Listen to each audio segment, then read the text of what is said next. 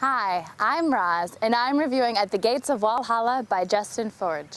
We follow our main character, Kurt, throughout the rest of his life. We enter the story as he is 41 with his family. He has a wife and 2 children living in El Paso, and he is a border patrol officer. Well, on the very day that we meet him, his wife and 2 children go out shopping and he's at home. Well, they end up being killed by, as we later find out, drug lords that are a part of the gang called Los Corderos, which is otherwise known as the Lambs, a very serious drug gang in El Paso and on the border.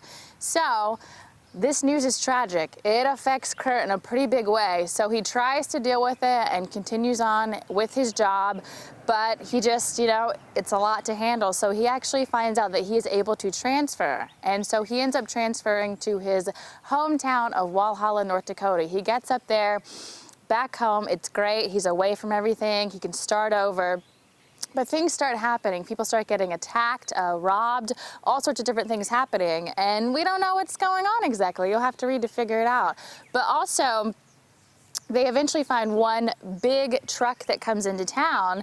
They end up raiding the truck and finding that it has drugs in it and has a symbol of the Los Corderos, again, the Lambs that were in El Paso. So Kurt assembles a meeting of the men within the town that he thinks are fit and good enough to really just be warriors against this drug gang that is invading their Walhalla area. So they come together and they get a plan together, but it's really tough because they're against the drug gang and they can't be too broad or verbal about that. But also the government, they're finding that the government is poisoning their own people, so they have to be silent and they can't be too verbal as well there because, okay, if the government finds out, they'll shut them down.